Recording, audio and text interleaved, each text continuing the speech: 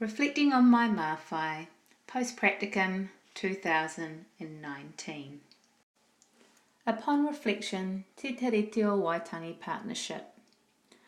Overall, I have demonstrated a commitment to whanaungatanga, tangata whenua-tanga, wānanga, manaakitanga and ako throughout my practicum experience, through zooming in and examining culturally responsive policy to practice within my context. I've added precision and connectivity to my deliberate curriculum design and the ability to create a culturally responsive classroom environment. The ability to align my teacher's inquiry, so learning with, and school-wide professional learning through Te Mōti Harris and through the Te Wānanga o Raukawa online te reo course, Learning From, led to enhanced opportunities to embed practice and seek formative feedback from other professionals. Also, in connection with that was the connections I made with our local iwi and the tahu whakatiki marae. This certainly shaped and embedded my professional practice in te ao, tikanga and te reo Māori.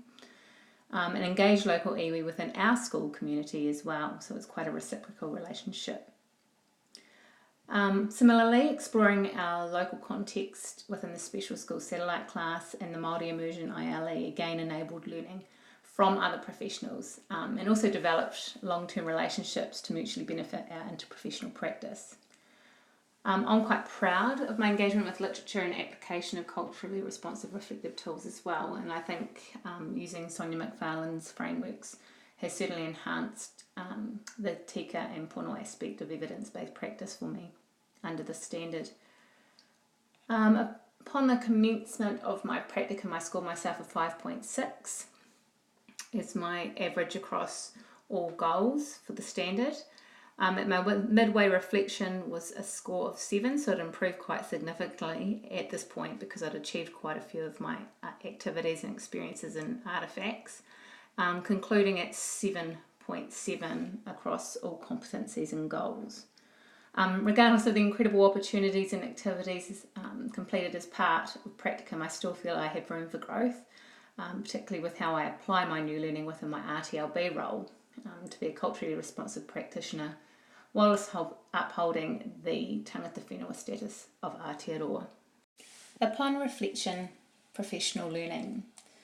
In planning and developing and completing the activities and artefacts within this professional learning standard has certainly broadened and deepened my professional learning and my ability to facilitate and develop the capabilities of other professionals, including whānau and the learner themselves. I've come to understand the power of the 3 circles of evidence within this standard, tika, pono and aroha, particularly within this goal as the circles need to be in place to inquire, collaborate and develop professional learning to build the capabilities in others. Along with this is enabling to learn with, from and about through the varying contexts across the standard and practicum as a whole. I've achieved most goals within this standard, although there's still plenty of room for improvement, which will be considered within my future professional development plan. Plenty of work in progress here. It seems that gaining access presents quite a barrier, but I'm not giving up to getting involved with community services and support services for whānau. I have a connection with Mockingbird, which I hope to nurture and continue moving forward into 2020 as well. So that is a nice opportunity to grow my practice and look at professional learning from a different perspective on how we can support whānau with learners with autism, and also on how I can utilise that as a specialist teacher and within my RTLB role. Scoring against my Māwhai for Standard 2 demonstrates quite a significant growth, although not so much since the middle of the year, from my mid-reflection, moving from 5.8 and concluding at a score of 7.4. This growth demonstrates the significance of developing and maintaining interprofessional relationships, which I've learnt more and more as the year has progressed, particularly through my evidence-based interprofessional practice paper as well.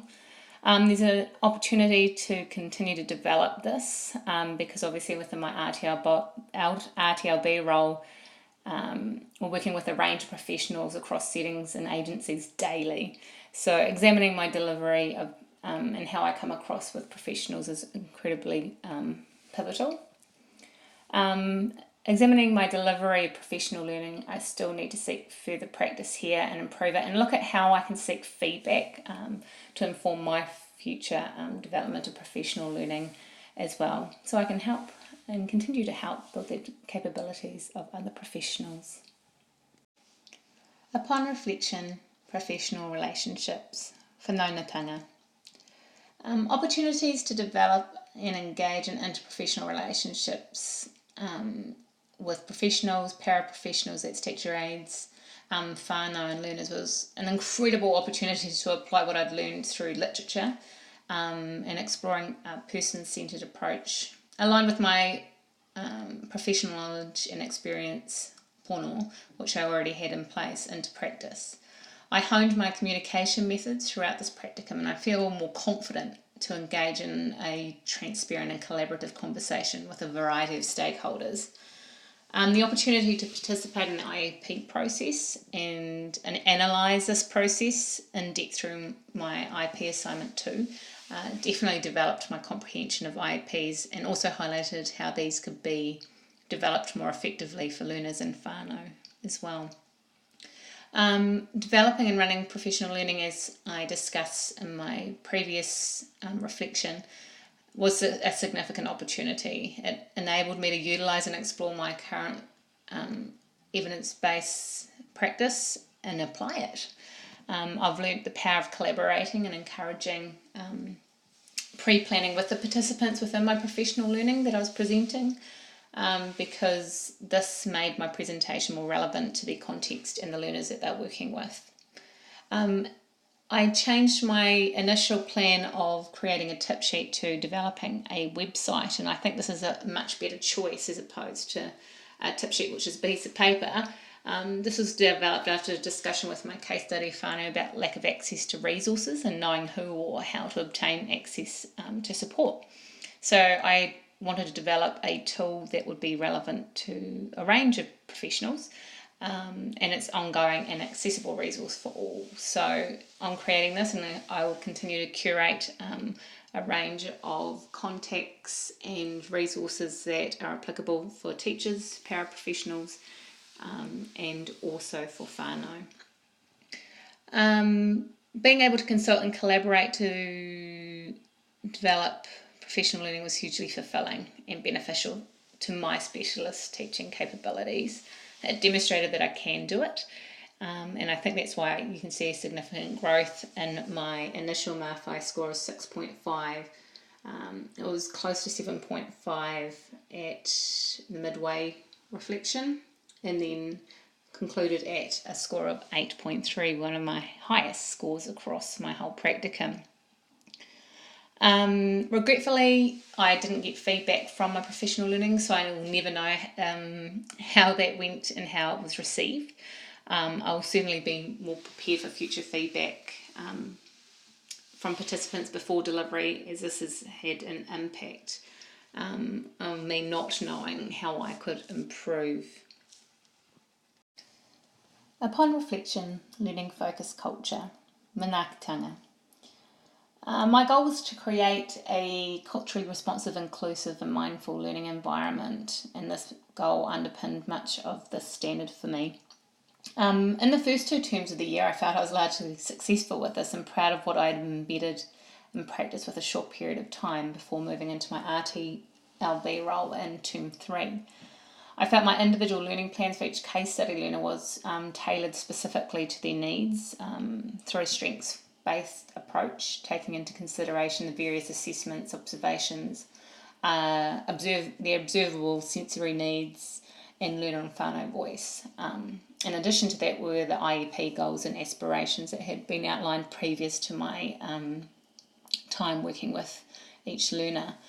I believe I came from a holistic and ecological vantage point for each learner, and I've certainly, as part of this process, ignited a huge passion for universal design for learning that I would like to pursue further through additional professional learning and trying to observe best practice in a range of contexts, because I think this will enhance my ability to deliver and inclusive equitable access to the curriculum for learners on my RTLB caseload. When I came into practicum, when I commenced practicum, I gave myself an average score of 5.4 across all my goals and competencies. At the midway point, this had increased to 6.5. As I was progressing, I was at a halfway point with my case study learners from that stage, and moving to and concluding with a score of 7.2 as an average across all my goals and competencies. And I'm quite proud of the achievements that I have made within this goal, yet I can still see further opportunities to grow my practice as a specialist teacher. Upon reflection, design for learning, ako. As the standards and underlying competencies underpin evidence-based best practice, this whole standard is demonstrative of a significant part of my practicum experiences. Across each of these, I feel I was able to deeply and systematically explore the tika pono circles of evidence, and also gathering learner and whānau voice was both an opportunity and a particular challenge, and it remains an area of future focus of engaging the araha circle of evidence more authentically and in an ongoing fashion. A significant area of growth for me was exploring and implementing a variety of interventions as were teaching strategies appropriate for my learners with autism that I was working with. This included knowledge of their theoretical foundations for the interventions that I chose, and engaging with affirm modules for both functional behaviour analysis and pivotal response training was significant in improving my capabilities as a teacher and a specialist teacher. I can now respond with confidence that I'm being culturally aware as a professional when collaborating with interventions for learners. This particular standard demonstrates quite a large growth from where I came in, which I scored an average of 4.8 at the beginning of practicum. A score, I'd moved already to a 6 by the midway point, and I concluded with a score of 7.2. I'm at the conclusion of my practicum.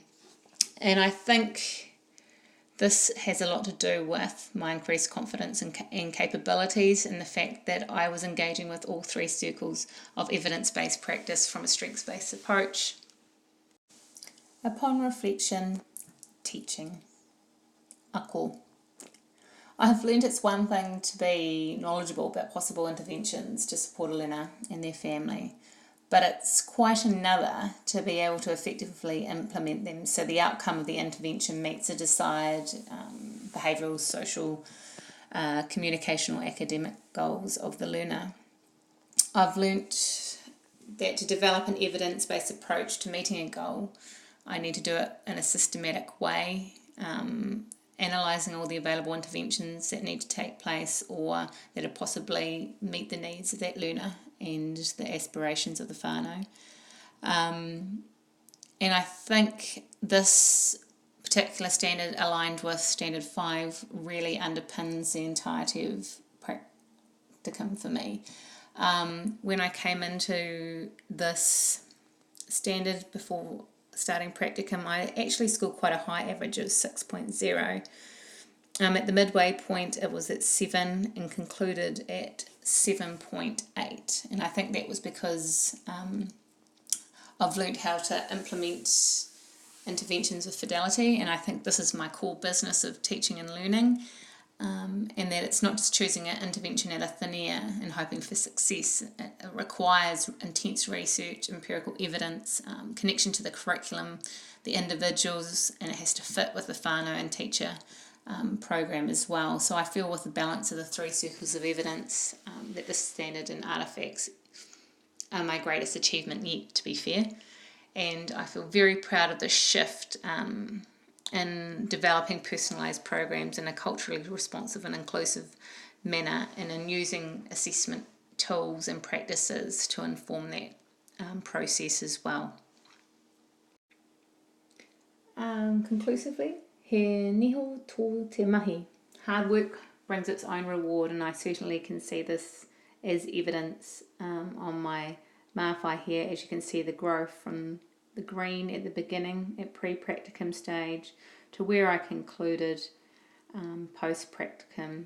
And upon reflection, I can still see evidence for growth within each of these, and I think within our role as specialist teachers and in education in general, our job is never done. Our mahi carries on as we continue to push out our boundaries and go beyond business as usual to grow ourselves into being the best possible versions of ourselves we can be for the most successful outcomes for the learners and whānau that we are working with.